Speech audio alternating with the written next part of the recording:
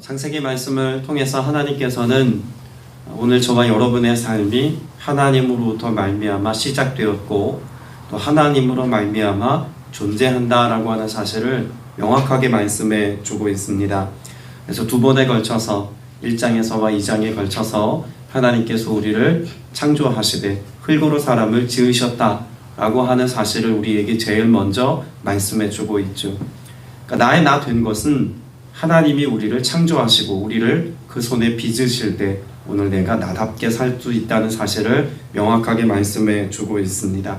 특별히 하나님과의 어떤 관계일 때 우리가 나답게 살 수 있을까요? 하나님과 교통하는 자, 다시 말해서 영적으로 하나님과 친밀함으로 살아갈 때 우리의 삶에 나다움의 삶이 온전히 이루어진다는 것을 말씀해 주고 있습니다. 그것을 알 수 있는 것이 2장 7절이죠. 사람이 생명이 되니라 라고 하는 하나님의 설명을 통해서 우리의 삶에 하나님의 숨결과 호흡이 우리 안에 역사할 때 비로소 우리는 하나님의 형상대로의 삶을 살 수 있는 것입니다. 그렇게 태초에 하나님께서는 우리를 지으셨다는 것과 하나님과 나와의 관계 안에서 하나님께서 우리에게 영적인 교통함을 통해서 풍성한 삶을 허락하셨다는 것을 어제까지 보았습니다. 18절 이하의 말씀에서는 그렇게 하나님과 나와의 관계에 이어서 사람과 사람의 관계 안에서 하나님이 어떤 선함을 이루시고 또 하나님이 어떤 계획으로 연합하게 하셨는지를 잘 보여주는 말씀이 있습니다. 18절 말씀에 보면 여호와 하나님이 이르시되 사람이 혼자 사는 것이 좋지 아니하니라고 말씀하고 있습니다. 하나님께서 어느 날 아담이 사는 것을 보니까 그가 홀로 있는 것이 외롭게 보였고 또 부족해 보여서 내가 짝도 하나 만들어야겠다. 이런 아담을 보시고 하와를 만들 계획을 가진 게 아닙니다. 하나님께서는 애초에 어떤 계획을 갖고 계셨을까요? 하나님께서는 아담을 만드시고 이후 남자 곁에 여자가 함께 서서 돕는 배필로서의 역할을 감당할 그런 존재를 만드실 것을 이미 계획해 놓으셨습니다. 하나님의 계획 속에는 인간의 삶은 공동체로 존재한다라고 하는 것을 이미 염두에 두셨다라고 하는 것을 말씀을 통해서 알 수가 있죠. 그래서 18절 말씀에 내가 그를 위하여 돕는 배필을 뭐하리라? 지으리라 라고 말씀합니다. 여러분, 내 곁에서 내 삶의 결핍을 채워줄 수 있는 어떤 대상, 가족이든 또 교우든 또 내가 함께 생활 환경 가운데서 만나는 공동체 안에서의 누구이든지 간에 우리의 삶에 만나는 그 대상들은 다 어떤 존재들일까요? 우리의 결핍을 보완해주고 또 채워줄 수 있는 존재로서의 만남, 그런 공동체를 우리에게 허락하셨다는 것을 우리는 명확하게 이해해야만 합니다. 그러니까 인간은 홀로 존재하는 그런 존재 방식으로는 온전한 삶을 또 나다움의 삶을 좀 더 나아가 인간다움의 삶을 사는 것이 불가능하다는 것을 창조 섭리를 통해서 말씀하고 있는 것입니다. 특별히 그 돕는 배필이라고 하는 의미는요, 단지 부부의 연에 관하여서 말씀하고 있는 것이 아닙니다. 사람과 사람의 그런 연합하여 함께 살아가는 인간의 존재 방식에 대해서 말씀하고 있다는 것을 알아야겠죠. 히브리어로 보면 에제르 크네그도라고 하는 말로 돕는 배필이라고 하는 의미를 씁니다. 돕는 배필이라고 하는 말은 거드는 짝 혹은 돕는 사람, 그에게 알맞는 짝이라고 하는 말로도 번역이 되는데 이 안에는요 매우 중요한 영적인 의미를 담고 있습니다. 첫째로 좀 더 정확하게 번역을 하자면 돕는 반대자, 이런 의미가 있다는 것을 예전에도 제가 한번 설명드린 적이 있습니다. 돕는 배필이 왜 돕는 반대자이어야 할까요? 하나님께서는 아담의 삶을 이미 조명해 보시면서 인간의 삶이 끊임없이 하나님을 반대할 수 있는 위치에 설 수 있는 존재라는 것을 인식하셨다는 것도 말씀을 통해서 알 수가 있습니다.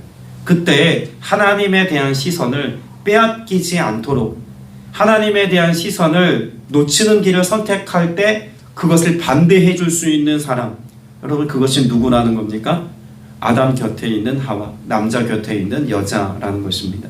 그러니까 애초에 하나님께서 사람을 만드시고 사람을 통해서 또 다른 사람을 만드셨을 때 하나님의 계획과 관심은 어디에 있는 것입니까? 서로가 보완하여서 하나님을 지향하고 또 하나님 앞에 나아가는 삶을 살아갈 수 있도록 서로 돕는 자의 위치에 하나님께서는 또 다른 사람을 곁에 두셨다라는 것을 말씀해 주고 있는 것입니다. 조금 더 확대 개념으로 보자면 내가 나의 본연의 모습을 상실하고 잃었을 때 누군가 내 곁에서 무조건 예스하는 게 아니라 아니라고 말해줄 수 있는, 노라고 얘기해줄 수 있는 사람이 있다는 것은 우리의 삶에 큰 하나님의 은혜라고도 말할 수 있겠죠. 여러분, 교회 공동체 안에서도 목회자가 잘못된 길을 갈 때 기꺼이 누군가 나서서 아닙니다, 노라고 말해줄 수 있는 사람이 필요합니다. 가정 안에서도 남편이 어떤 것을 선택할 때 아내가 기꺼이 노라고 얘기해 줄 수 있는 그런 관계가 이루어질 때 온전한 공동체라고 말할 수 있는 것입니다. 또 다른 의미에서는 동등한 위치에서 돕는 자라는 뜻도 있습니다. 돕는 배필이라고 하는 것은 관계성을 이야기하죠. 내가 더 위에 있고 누군가 더 낮은 위치에 있어서 나는 주요된 인물이고 또 다른 누군가는 부속품 같은 그런 역할을 감당한다는 것이 아닙니다.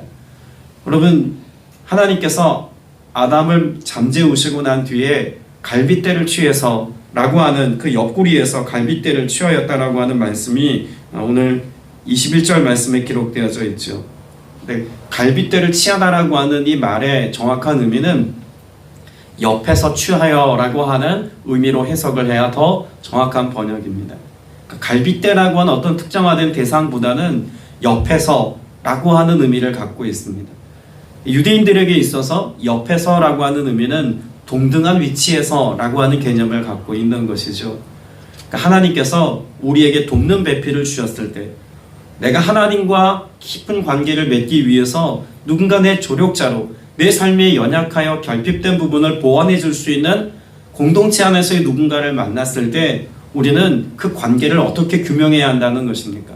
서로 같은 위치에서 나와 같은 존재, 심지어는 나보다 더 귀하게 여길 수 있는 그런 관계 안에서의 이해함이 서로가 있을 때 우리는 온전한 연합을 이루고 또 그 안에서 나의 나다움을 서로가 보완해 줌을 통해서 실현하고 발견할 수 있다는 것입니다. 마지막 세 번째 의미가 있습니다. 에제르라고 하는 이 도움을 준다라고 하는 것은 신적 도움을 준다라고 하는 의미가 있습니다. 때문에 우리의 삶에는 하나님의 은혜가 흐를 수 있는 통로로서의 역할을 누구에게서 찾아야 한다는 것도 말씀하고 있는 걸까요? 서로에게서입니다. 교회 공동체 안에서 모든 지체들이 함께 연합하여서 한 공동체를 이룰 때, 가정 안에서 부모와 형제와 가족들이 함께 연합하여서 함께 살아갈 때, 여러분, 그 안에서 우리는 무엇을 서로에게 공급해 줄 수 있는 위치에 있어야 할까요? 하나님의 은혜와 하나님의 사랑과 하나님의 능력과 하나님의 지혜가 나로 인하여서 서로에게 흘러갈 수 있는 신적인 돌봄과 도움이 서로에게 흘러갈 수 있는 통로로서의 역할을 감당하는 존재가 되어야 한다는 것입니다. 이것이 돕는 배필의 정확한 의미라는 것입니다. 결국 종합해 보자면 하나님께서는 내 곁에 또 다른 누군가를 두심을 통해서 무엇을 알게 하십니까? 하나님을 더 깊이 알게 하시고 하나님과 연합하여 살아가는 삶의 방식에 대하여 알 수 있도록 하나님께서는 은혜를 베푸셨다라는 것을 볼 수가 있습니다. 그런데 19절 이하 말씀에 보면 하나님께서 돕는 배필에 관한 말씀을 하시다가 19절 20절에서 뜬금없이 하나님께서 각종 들짐승들과 공중 나는 새와 이 모든 것들을 아담에게로 불러 모으십니다. 그리고 아담이 각각의 짐승들에게 이름을 부여하여서 하나님이 존재케 하신 것에 존재적 의미를 부여하는 사명자로서의 삶을 살아가는 모습이 갑자기 등장하죠. 그리고 20절 말씀에 돕는 배필이 없으므로 라고 하는 말씀을 말씀하고 있습니다. 여러분, 저는 여기에서 하나님이 얼마나 인격적인 하나님이신가를 분명히 발견할 수 있습니다. 하나님께서 각종 짐승들을 아담에게로 다 부르셨을 때 아담이 그 이름을 부여했다는 사건은 우리가 익히 잘 알고 있는 내용입니다. 그래서 아담은 그렇게 짐승들에게 이름을 부여하는 과정을 통해서 두 가지 사실을 명확하게 발견하게 됩니다. 첫째는 하나님이 창조하신 그 창조한 피조물에게 이름을 부여함으로 하나님이 존재케 하시는 하나님의 창조 사역에 나를 동역자로 불렀다는 인식을 명확하게 하게 하십니다. 그래서 삶의 목적과 의미가 여기에서 분명하게 드러나는 것이죠. 우리는 어떤 존재로 지음받았습니까? 하나님의 동역자요, 하나님의 사역에, 또 하나님의 역사하시는 그 은혜의 방편에 우리를 통해서 하나님이 일하기를 원하시는 그런 삶의 목적이 있다는 것을 분명히 발견하게 하셨습니다. 그런데 이 과정 가운데서 명확하게 드러나는 또 다른 한 가지가 있습니다. 세상의 그 어떤 모든 피조물들을 하나님이 아담에게로 다 이끄셨어도 이것이 내 삶의 연약한 부분을 보완해 줄 수 있는 돕는 배필로서의 역할을 감당할 수는 없다는 것을 발견하게 하시죠. 하나님께서 모든 짐승들을 다 이끄셨습니다. 그래서 19절 제일 마지막에 보면 20절 말씀에 보면 아담이 모든 가축과 공중의 새와 들의 모든 짐승에게 이름을 주니라. 모든 짐승이라고 말했습니다. 그러니까 하나님이 피조한 모든 짐승을 아담에게로 이끌었지만 그 중에는 아담이 돕는 배필이 없다는 사실을 누가 인식한 겁니까? 아담이 인식했다는 것입니다. 하나님은 아담을 만드시고 뜬금없이 갑자기 어떤 존재를 떡하니 만들어 놓으셨던 것이 아니라 아담으로 하여금 끊임없이 사고하고 발견하여 생각할 수 있는 여지를 허락하셨다는 것도 발견할 수 있는 거죠. 세상의 그 어떤 것으로도 우리의 삶에 만족되지 않는 것입니다. 인간의 삶을 더욱더 온전하게 나답게 만들어줄 수 있는 두 대상이 있다면 그것은 하나님이 우리의 삶에 함께 하실 때 비로소 우리 인간의 삶이 만족된다는 사실을 명확하게 말씀하셨고, 또 다른 하나의 채널은 그렇게 하나님을 알 수 있도록 나와 똑같은 존재를 만드신 남자는 여자를 통해서 그런 인생에 대한 또 삶의 내 결핍에 대한 만족을 채울 수 있는 관계로 하나님이 남자와 여자를 만드셨다는 것을 발견하게 하십니다. 이것은 얼마나 하나님께서 우리에게 인격적으로 역사하시고 또 우리의 삶에 선함으로 역사하시는지를 알 수 있도록 깨닫게 하시는 구절이라고도 여겨집니다. 여러분, 여기 보면 하나님께서 남자를 만드시고 여자를 만드셨다고 말씀합니다. 근데 여자라고 하는 이 개념 안에는 어떤 뜻이 있냐면 또 다른 나라는 개념이 있습니다. 그러니까 한 몸이다라고 말씀하시는 그 의미가 남자에게서 나왔으므로 라고 하는 표현을 쓰지만 하나님께서 동등한 어떤 존재를 하나님이 창조하신 것입니다. 어떤 존재를 창조하신 것입니까? 또 다른 나로서의 너를 창조하신 것입니다. 그래서 예수님께서도 이웃을 사랑할 때 어떻게 사랑하라고 말씀하십니까? 내 몸을 사랑하는 것처럼 나를 사랑하는 것과 같이 내 이웃을 사랑하라고 말씀하지 않습니까?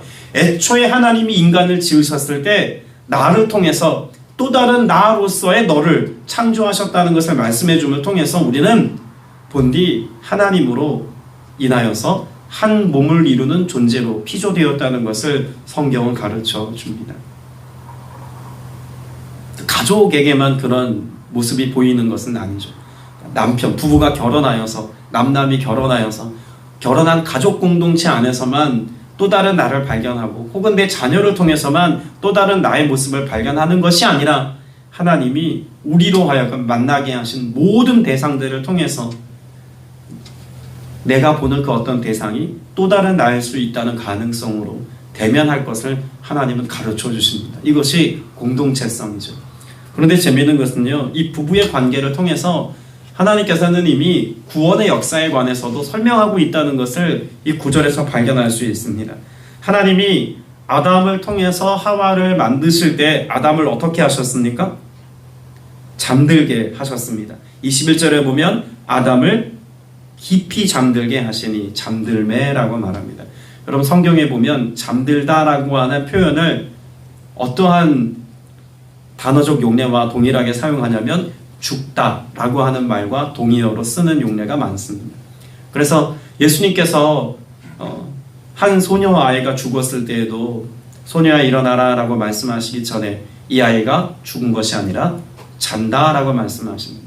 그러니까 잠든 것, 깊이 잠든 것과 죽음이라고 하는 것을 동일한 의미 선상에서 해석하는 경우가 많습니다.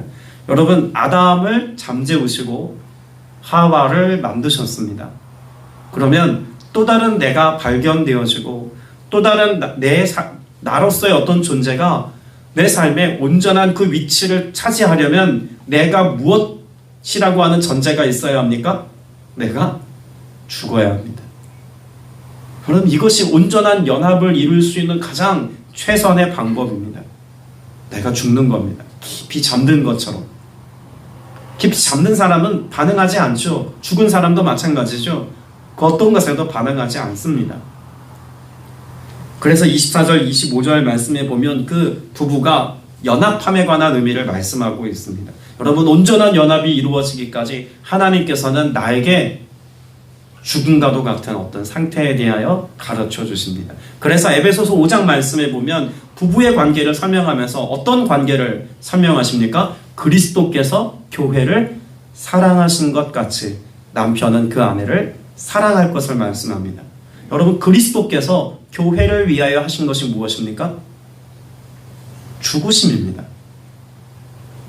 예수 그리스도께서 교회가 교회되게 하시기 위하여 하신 것은 십자가의 죽으심입니다. 여러분, 갈빗대를 취하였다는 표현이 있습니다. 여러분, 갈빗대라고 하는 것을 왜 그러면 굳이 취하셨을까요? 몸에 있는 여러 장기들도 있고 여러 가지 신체 부위가 많은데 왜 하필이면 갈빗대였을까요? 유대인들에게는요, 피가 만들어지는 곳이 뼈라고 생각했습니다. 뼈에서 피가 만들어지고 피가 뼈를 통해서 공급된다고 생각을 했어요. 외과적인 어떤 그런 이해도가 없었기 때문에 지금이야 뭐 핏줄이 있고 뭐 여러 가지 세세한 신체 기관을 설명하지만 사람이 감각적으로 이렇게 만져보면 사람 몸속에 뭐가 제일 먼저 느껴집니까? 뼈가 느껴지지 않습니까? 뼈를 통해서 피가 만들어진다. 이것이 일반적인 이해였습니다. 그러니까 뼈를 취하였다는 것은 무엇이 나를 통해서 흐른다는 개념이 있는 겁니다. 나를 통해서 피가 만들어지는, 내 죽음을 통해서 나의 생명이, 나의 피가 또 다른 이에게 전달되어짐을 통하여서 또 다른 생명이 산다는 개념이 있었다는 이야기예요. 여러분, 이 안에 복음의 메시지가 있는 것 아닙니까? 오늘 저와 여러분이 어떻게 생명을 갖고 하나님 앞에 나아가 예배자가 되고 오늘 하나님의 피조한 존재로서 하나님의 형상을 회복하여 살 수 있을까요? 예수 그리스도의 십자가 죽으심이 오늘 저와 여러분을 통해서 그 생명이 또 다른 생명을 낳게 하시는 창조의 모습이 예수 그리스도를 통해서 이루어짐을 통해서 그리스도의 신부로서 에덴의 삶을 회복하는 은혜가 있다는 것을 말씀해주고 있고 예표하고 있는 것입니다. 그래서 그것을 에베소서 5장에서는 비밀이라고 말하지 않습니까? 오늘 저와 여러분의 삶에 주님이 행하신 구원 역사는 이미 아담과 하와 그 모든 창조의 역사 속에서부터 잘 보여주고 있습니다. 그래서 아담이 여자를 부를 때 뭐라고 부릅니까? 아담이 이르되 이는 내 뼈 중에 뼈요 살 중에 살이라 라고 말합니다. 나는 너를 부를 때 다른 어떤 존재로서가 아니라 너는 나다 라고 하는 이해를 가지고 아담은 지금 하와를 부르고 있는 것이죠. 그렇게 여자를 부릅니다. 그리고 24절에 보면 한 몸을 이룰지니라 라고 말씀합니다. 그리고 25절에서는 두 사람이 벌거벗었으나 부끄러워하지 아니하니라 라고도 말합니다. 여러분, 이것은 이런 모습으로 한번 생각해 보시면 좋습니다. 내가 나를 볼 때 부끄럽습니까? 내가 나의 모든 것을 다 허울을 다 벗어 던지고 내가 거울 앞에 서서 나를 본다고 부끄러워한다면 여러분, 이건 좀 이상한 겁니다. 나의 모습이 다른 사람한테 비춰질 때 그게 부끄러운 것은 대상화되어지기 때문에 그렇지 내가 내 모습을 본다고 부끄러워하지는 않습니다. 그냥 나인 거죠. 애초에 하나님께서 아담과 하와를 창조하셨을 때 왜 부끄러워하지 않을 수 있었을까요? 너는 곧 나이기 때문에 그렇습니다. 하나님은 그렇게 만드셨습니다. 부부의 관계도 결국은 그래서 어떻게 이해해야 할까요? 하나님이 부부의 연합함을 통해서 그 대상이 또 다른 타인이 곧 또 다른 나임을 발견하게 하시는 은혜 안에 두셔서 가정 안에서 그런 하나님의 창조 섭리를 발견할 수 있도록 하나님이 연합하게 하신 것입니다. 자녀도 마찬가지죠. 우리는 그 안에서 하나님의 사랑도 배우고 또 다른 나의 존재가 나의 생명을 통하여서 또 다른 내가 존재하는 인간의 삶의 방식을 자녀를 통해서도 배우기도 합니다. 결국 그런 또 다른 나를 통해서 우리가 배워야 할 것은 단지 이렇구나, 하나님 마음은 이렇구나 라고 하는 것만이 아니라 그 모든 대상들을 통해서 결국은 누굴 발견하는 겁니까? 내가 얼마나 하나님 앞에 연약한 자인지, 내가 얼마나 하나님을 필요로 하는 자인지, 내가 하나님 없이는 살 수 없는 자인지, 또 다른 나를 통하여, 타인이지만 또 다른 나를 통해서 우리는 그렇게 하나님이 필요한 존재임을 발견해가는 것입니다. 그리고 서로가 그렇게 하나님을 지향하는 삶을 살 수 있도록 도와줘야 하는 것이죠. 그러려면 연합이 이루어져야 합니다. 그런데 이것은 단지 서로의 연합만 의미하는 것이 아닙니다. 부부의 연합, 남자와 여자의 연합. 여러분, 이것이 앞서 에베소서 5장의 말씀을 통해서 누구와 누구의 모습을 의미하는 것이라고요? 그리스도와 교회, 그리스도와 성도와의 관계를 말씀하고 있습니다. 그럼 결국에 종국에 이미 창세기 2장에서 우리는 누구와 연합되어야 한다는 것을 말씀하고 있는 걸까요? 예수 그리스도와의 연합입니다. 서로가 서로를 발견하고 이해하는 것 정도의 지경을 넘어서서 우리는 우리를 위하여 생명 주신 예수 그리스도와 연합되고 한 몸을 이룰 때 비로소 하나님이 우리를 창조하신 창조의 원형의 모습을 온전히 아름답게 이루며 살 수 있는 존재라는 것을 말씀해 주고 있는 것이죠. 교회의 머리 되신 예수 그리스도, 지체된 우리, 그래서 예수님께서 요한복음에서도 끊임없이 포도나무와 가지의 비유를 통해서 열매 맺는 삶을 말씀하셨을 때에도 무엇을 염두에 두고 하신 말씀일까요? 이미 창세기 2장에서 말씀하고 있는 아담과 하와가 둘이 온전한 연합을 이루어 살아갔던 것처럼 우리의 삶도 그리스도와 연합되어서 살아갈 때에야 비로소 에덴의 삶을 온전히 회복하며 살 수 있다는 것을 말씀해 주고 있는 것입니다. 오늘 저와 여러분이 그런 점에서 예수 그리스도를 통해서 하나님과 연합을 이루는 영적인 삶을 갈망하며 은혜 누리며 살고, 또 공동체 안에서, 가정 안에서, 교회 안에서, 이웃들과의 관계 안에서 타인을 통해서 또 다른 나를 발견해서 그 연약함을 가지고 하나님 앞에 나아갈 수 있는 믿음의 지경에 서는 여러분 되시길 축복합니다. 그래서 정말 하나님께서 애초에 계획하셨던 하나님을 예배하는 예배자요, 하나님을 경외하고 사랑하는 하나님의 거룩한 백성으로서의 삶의 모습이 오늘 이 하루 여러분의 삶에 이루어지시기를 주님의 이름으로 축복합니다. 기도드리겠습니다. 은혜가 풍성하신 아버지 하나님, 우리의 삶의 연약함을 아시고 하나님께서 돕는 배필을 허락하시사 늘 하나님을 바라며 하나님을 경외하고 사랑하는 중심을 가지고 살아갈 수 있도록 은혜 베푸심을 깨닫게 하시니 감사드립니다. 주님, 예수 그리스도의 이 놀라우신 구원 역사가 우리의 삶의 태초로부터 계획된 것임을 보게 하여 주셨사오니 세상을 향하여 마음을 빼앗기지 아니하며 오직 예수 그리스도와 한 몸을 이룬 온전한 연합된 자로서의 삶을 살아 하나님을 경외하고 사랑하는 삶이 주로 인하여 온전히 이루어지는, 그래서 우리의 모든 삶의 지경이 에덴 되게 하시는 이 놀라운 하나님의 축복이 오늘 모든 믿음의 지체들에게 있게 하여 주시옵소서.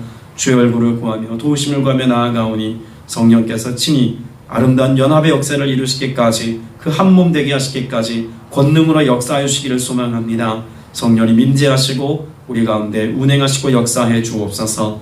우리 구주 예수 그리스도 이름으로 간절히 기도드렸사옵나이다. 아멘.